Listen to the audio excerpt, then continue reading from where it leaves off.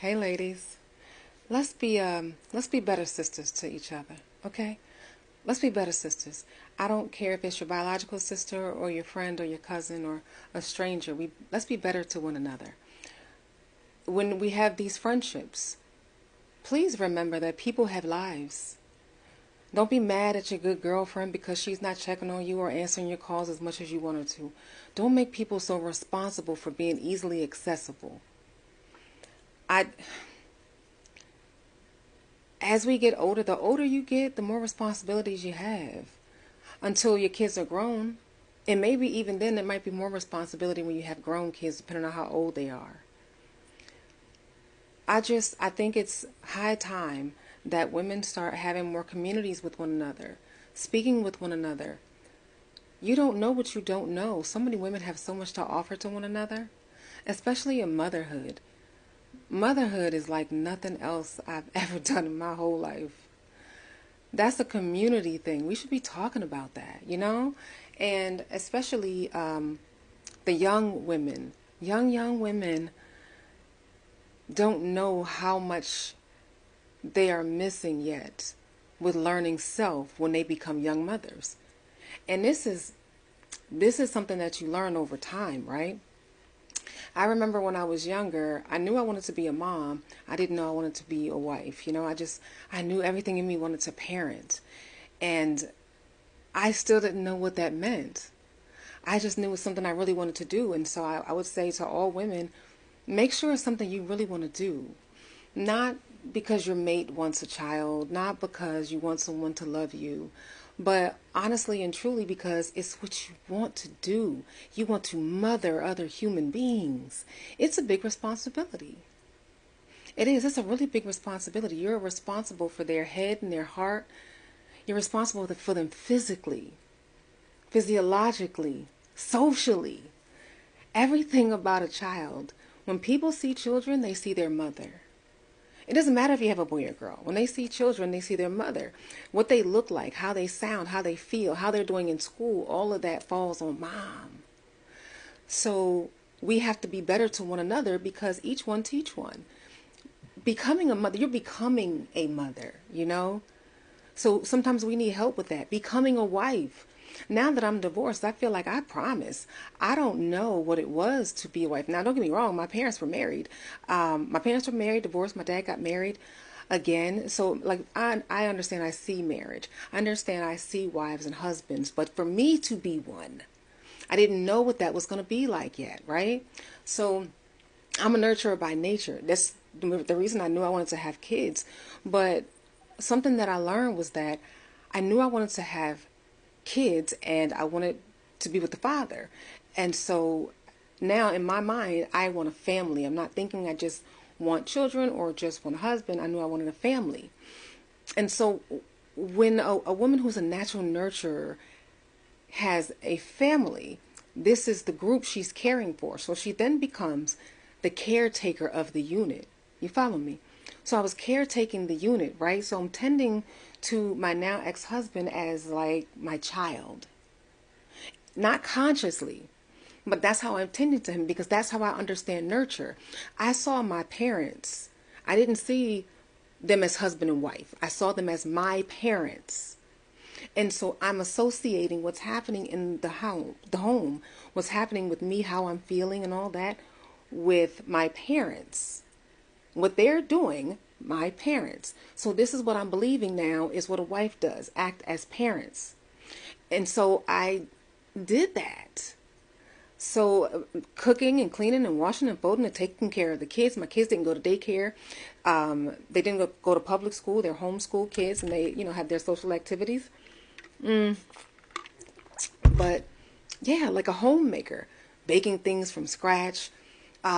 I knew how to cook since I was a kid. So, just taking care of my family is who I am.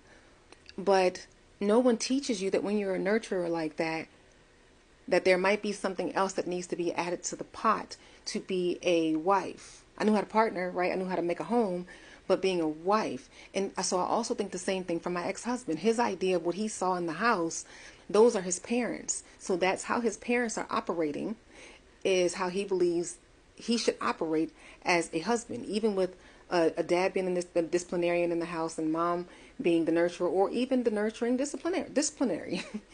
But I think his idea of how to be a husband came from what he saw. My idea of how to be a wife came from what I saw. And so when you put these two people together, we're not thinking about who we are individually yet, right? Because we were 24 and 26 when we met. So we hadn't had an idea of who we were individually. So we're trying to come together and make our togetherness, wholeness for the pieces that we were missing already. Because again, we didn't know ourselves. We had unhealed trauma, holes inside of us, and we're just using the other one to fill those holes. So for me, it was, I needed to feel physical safety. I needed the physical safety because when I was 18, I was almost beaten to death by a stranger, a man I did not know. So, yeah, I think safety was the thing that I needed when I was thinking about a relationship. I wasn't thinking about what it would mean to be married. I was thinking that I wanted to feel safe. And so and I can't speak for him, but I know that's what it was for me. So we got in this dynamic and I'm like tending to him, taking care of him, right? And he's feeling shorted in things, I'm feeling shorted in things, and trying to communicate that with the other one just feels hella divisive. Because what we don't know is what we're fighting our wounds, holes, and we're using our parents' trauma to fight our battles that we wouldn't have had we cannot come in with the trauma we had that we got from our parents. You understand? So now this is just me. I can't speak for everyone else and say if this is what happened with their lives, but I can only speak for myself. But with all that being said, women need communities because I'm 42 years old, so if I'm telling my younger women of the world, my teens, I'm talking to them, especially when it's my teen clients, I'm talking to them and letting them know, you have to put time into yourself. They teach girls to run behind boys at early age. So like teaching them, having a community of older women saying, listen, sister, listen, honey, listen, darling, what I need you to do is use your teen years to focus on yourself. Grow yourself, learn, think, read, study, analyze, become your full self. Allow yourself to become a grown woman. Allow yourself to be a grown woman before you start caretaking a man, before you start nurturing him, because so many of us are nurturing other people before we've nurtured ourselves. And then we're looking for someone else to nurture us in a way that we've given, and no one else can do that. So, ladies, please, we have to take care of one another. These communities, there are those of us who can birth children, and there are those of us who cannot birth children. All of us need love and support. We don't need to separate and divide. We don't need to have black women, the white women, the Hispanic women, the Asian women, the tall women, the short women, the slimmer women, the curvier women. We don't need to break us down.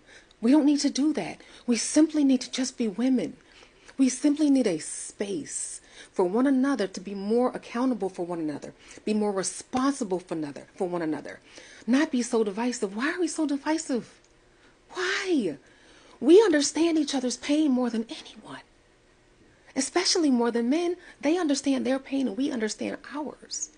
So that would mean that we need more circles and we need to be more collective of a consciousness.